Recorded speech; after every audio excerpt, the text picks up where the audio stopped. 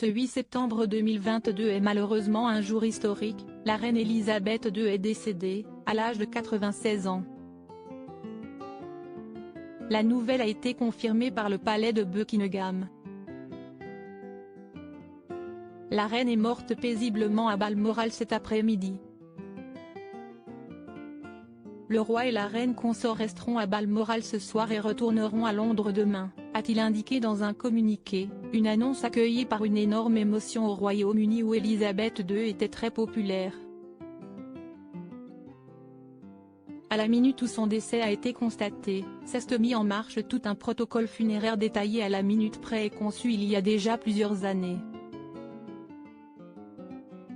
La souveraine avait d'ailleurs elle-même pris part aux préparatifs. Des funérailles grandioses sont attendues dans les prochains jours. Sur le cercueil d'Elisabeth II, pourrait être placée la couronne impériale d'apparat, celle-là même qui l'a accompagnée tout au long de son règne record, entamé en 1952. En plus de cette pièce exceptionnelle, qu'elle portait une fois par an pour la cérémonie d'ouverture du Parlement à Londres, la reine aimait porter ses différentes tiares préférées à tour de rôle. Si Elisabeth possédait certaines de ces pièces à titre personnel, après en avoir hérité ou grâce à des cadeaux d'autres pays, d'autres faisaient en revanche partie des bijoux de la couronne.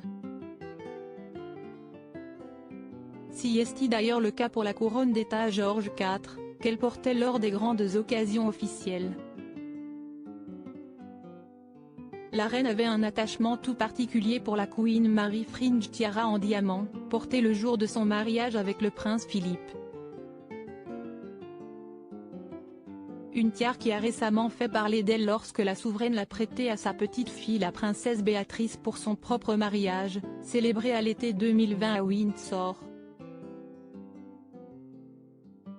Mais sa préférée serait la tiare en diamant baptisée Girls of Great Britain and Ireland, qu'elle surnommait Granite Tiara, la tiare de mamie. Un modèle bien connu des Britanniques puisque c'est celui qu'Elisabeth II porte sur les billets de livres sterling. Parce qu'elle aimait la porter lors des banquets d'État, la tiare Grand-Duchesse Vladimir est elle aussi connue du public. Ce bijou a une particularité, il peut se porter nu, avec ses cercles de diamants vides, ou il peut être complété de pendants en perles ou émeraudes, voire diaporama.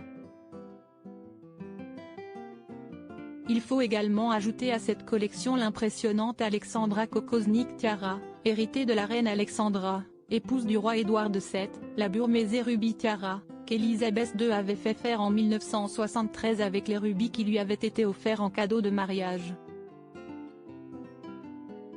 Il y a aussi la tiare en aigle marine, qui fait partie d'une large parure faite à partir de pierres offertes par le Brésil lors de son couronnement, la tiare en saphir, réalisée à partir de pierres offertes à Elisabeth par son père lors de son mariage en 1947.